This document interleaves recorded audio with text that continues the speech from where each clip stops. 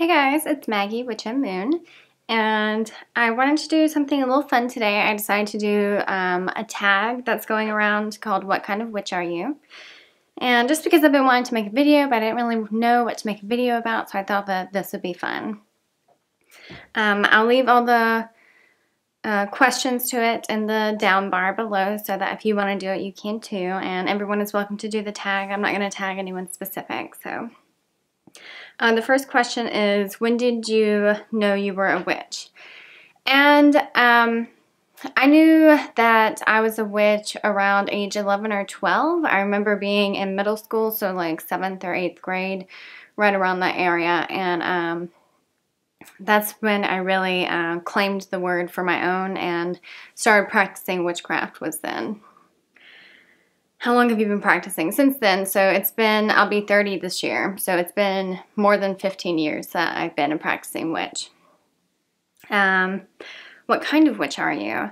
So I don't ascribe to any one tradition just because I do like to pull from many different things, but the one that you could probably kind of put me into is the traditional witchcraft side of things, because a lot of my practice has to do with traditional witchcraft, and that's kind of what I identify with the most. Is your craft devotional or secular, and how do you incorporate your faith into the craft if you do? So my craft is mostly secular, like for the large majority it is secular, because I work with spirits of the land and spirits that have passed on. There's not a whole lot of like religion involved in it. There's not a lot of deity worship involved in it.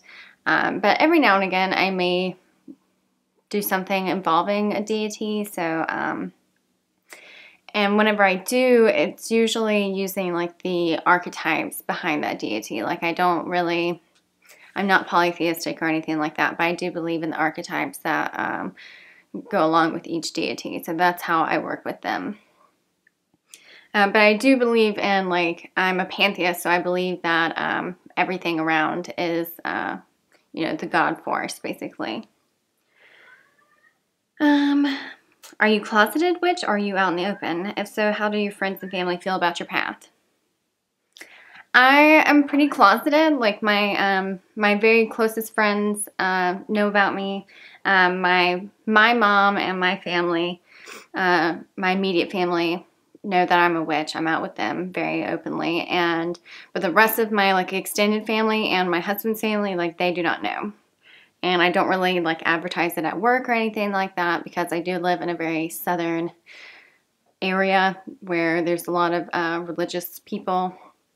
So I don't really talk about it. But my close friends and everybody who does know who aren't witches are totally fine with it. Are you solitary, or are you in a coven? I'm very solitary. I could not be more solitary.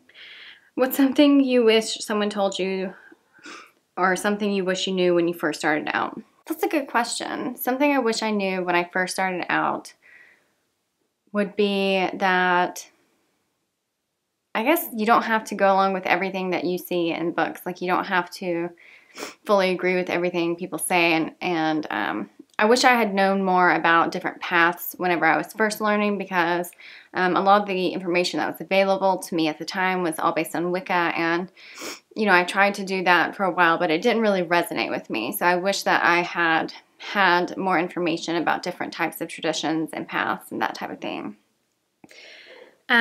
What resource was the most valuable for you in the beginning of your practice, and what about now? The beginning of my practice, the internet was still fairly new when I was starting out, but there were some websites where I could find out some like correspondences and information like that. But I've almost always relied on books for my inspiration. Look at my cat. What an asshole. Get out. They've always been my go-to, and now I do use the internet a good bit now if I'm looking up something really quick, and I do enjoy watching YouTubes with people's different information that they put out there, and I do learn things from that too, but primarily books is where I get my information from. What was your first spell, and was it successful? I think my first spell that I did was kind of a dedication ritual. I can't recall like the first like spell I did really.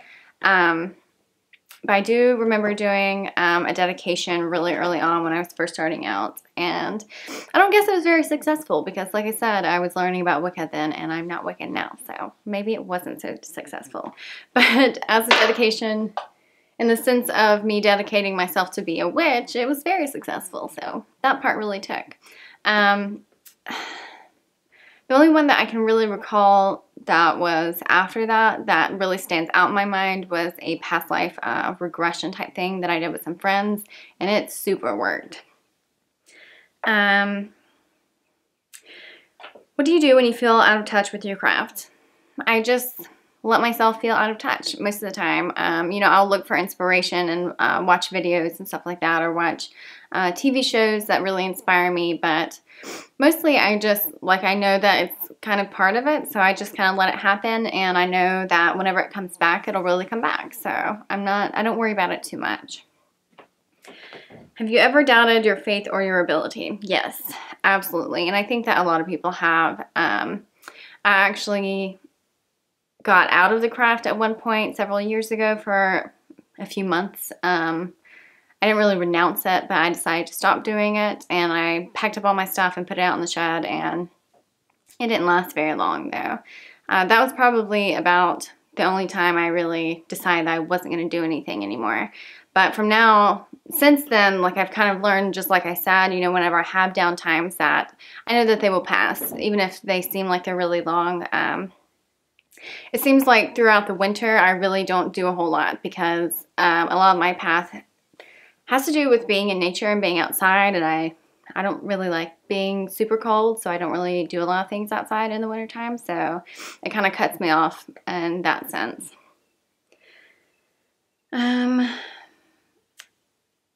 What are some grounding techniques that you found work for you? Being outside, basically. I really like to be barefoot on my grass. That's something that really works for me and makes me feel very grounded. But I also do your regular grounding techniques where you imagine like your roots growing into the earth, that kind of thing. What's your biggest pet peeve in the magical community? My biggest pet peeve would be, I don't know, I don't let a lot of people really bother me. Like, if I have an issue with something that somebody's doing, I try not, like, I just choose not to look at that person or listen to that person. But I suppose if I had to name something, it would be, I don't know. I really don't know. I guess people putting labels on everything, like people thinking, like this whole trend of like labeling your magic and that kind of thing, which labels are lovely and they make it easy to describe what it is you like to do and what you like to work with, but I think that it can really hinder you in ways too, like because you're putting yourself into a little box, and I don't know, that doesn't work for me, so it bothers me when people want to do that to themselves, and it makes other people feel like they have to find a label that fits them. That's what it is, really. Like, I don't want anybody to feel like they have to have this one certain thing that they're really good at and that's all that they are, because everybody has a chance to be something more than that. I hope this is entertaining. I don't know. I don't know if it is or not. What was your biggest spell disaster? I can't think of any one time, but I know that when I was in high school, I did have kind of a coven of friends that I would do workings with, and we were really stupid with the way that we would go about things, and we weren't very good at controlling our energy at the time. Like, I don't really want to divulge any information because it's not just my story, it's a lot of people's story, but we just weren't very good at, we were dabbling, I guess, is what you would say, and we were messing with stuff that we shouldn't have been messing with. What is your view on black magic? I don't have a problem. If people want to curse and hex people, that's totally up to them. I don't really care what you do. Is witchcraft an everyday thing, or is it only for special occasions? I think it can be an everyday thing. I don't do like spells every single day. Like I don't do spells a whole lot often, but I either way, it's fine for me. Like I can do it on special occasions, or I can do it. Like I try to only do things whenever it is something very specific that I'm trying to obtain. So I guess that would be a special occasion, but you certainly can do witchcraft every day if you want to. Do you meditate? Not enough.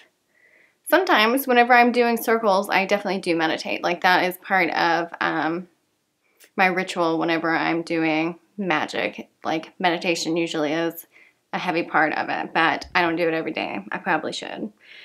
Do you practice divination? If so, what techniques do you use? I do use tarot cards, and I do use rune stones and oracle decks. That's pretty much what I use every single day. Quit it! My cats are being terrors. Moon phases, planetary correspondences, day of the week, hour, irrelevant, or key. I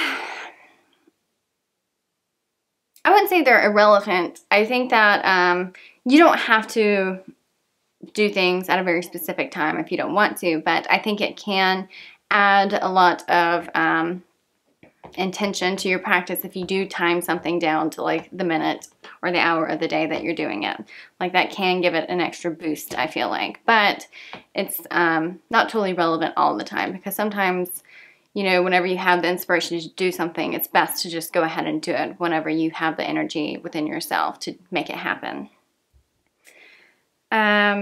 Spell language. Do you keep it simple? Do you dress it up? Is it poetry? Is it silent? A lot of the things that I do are silent because I feel weird talking to myself in ritual. So, like I said, that's why meditation is such an important thing whenever I'm doing ritual, because a lot of the intent that I'm doing is silent. You know, I will, every now and again, if I'm doing an actual spell, like I will write out like a little incantation, and usually it does rhyme because that's something that I've always kind of done. So that has kind of stuck with me. So my spells will have incantations that rhyme, so yes. Do you keep a Book of Shadows or a grimoire? Yes and no. I don't have a book that is full of like correspondences and like all the magic that I've ever done in my whole entire life. I don't have anything like that. But I do keep, I call it my little black book. It's really small. It's probably about this big, and it just has the basic like compass round castings that I do, like what I use for every single ritual. It has written down in there what I like to do, and it's just to make it easier for me so I don't have to memorize things. Do you have an altar? Is it dedicated to any specific deity, season, or anything else? I do have an altar, and it's mostly dedicated to the spirits that I work with. So, or it will have things on it that are relevant to the type of work that I'm doing at that time. Thoughts on the afterlife? There is one. I believe in reincarnation, so I do think the afterlife is totally a thing. Would you teach and practice witchcraft with your children? I don't plan on having kids, so this isn't very relevant for me, but if I was the type of person that did want to have children, then yeah, I probably would. But I wouldn't, I would let them, if it's what they wanted to do, I would teach them, but I wouldn't like force them to learn things. Do you have a totem animal? If so, what is it? No, not really. I don't really do anything like that. What are some witch books that influenced you? Well, I mean, when I was first starting out, Silver Ravenwolf really influenced me. Like, I had a lot of her books, and I really enjoyed her writing style. And she's become sort of a relic in our time, I feel like. But I did a book review for a book review channel that I'm on a book called A Witch Alone by Marion Green. That one really influenced me, and I really, really enjoyed that one. And then the Cornish Witchcraft book by Gemma Gary is a really big one for me too. Tools, handmade only, natural materials only. I only need my will. Anything works if you want to use it. Yeah, I kind of feel like anything works if you want to use it. A lot of the stuff that I have is natural I don't know. I guess you could say that because, I mean, I do have a lot of crystals and stuff like that, and they are naturally occurring, but like I purchased those. So I kind of go with both, really. Like whatever it is that you want to use, whatever it is that resonates to you, I think that it's totally fine to use. Do you have a magical name? No, like I used to, but then I found that I don't really resonate with it anymore, so I don't really use it. And it was more of like a past life name than a magical name, so it's not something that I really use. I just go by Maggie. I'm just Maggie. Favorites? Okay, so favorite season, I think is springtime because that's when I really start to feel the magic happening and everything starts blooming and I get to get outside my yard. So spring really is my favorite season. My favorite herb is probably mugwort. It's the one that I use the most and it's the most versatile for me. So I use a lot of mugwort in my rituals. My favorite crystal, just plain old quartz crystal, just regular plain clear quartz crystal. It's my favorite. My favorite rune, I don't know. I couldn't tell you. I don't really have favorites with those. Favorite tarot card is the High Priestess. She's just my favorite. My favorite symbol or sigil. I really like the symbol, oh, what is it called? Let me see what it's called. It's one that was created by John Dee, I believe. Let me see if I can find it for you guys. Yeah, it's called the Monas. The Monas Hieroglyphica, or Hieroglyphic Monad. Which is designed by John Dee, the Elizabethan Magnus and court astrologer of Elizabeth I of England. And it looks like this, if you can see that. And that's a good explanation too. So I like it because it has the sun, the moon, the elements, and fire in there. So that's something that I really enjoy and that I use a lot in my practice. And also the pentagram. So that was the witch tag, a little bit from me. So I hope you guys enjoyed that. It was a little bit long, so I'm sorry. But yes, I tag everybody. I would love to see more of these videos because it's really interesting hearing about other people's journeys. But I hope you all have a wonderful day, and I will see you next time. Bye.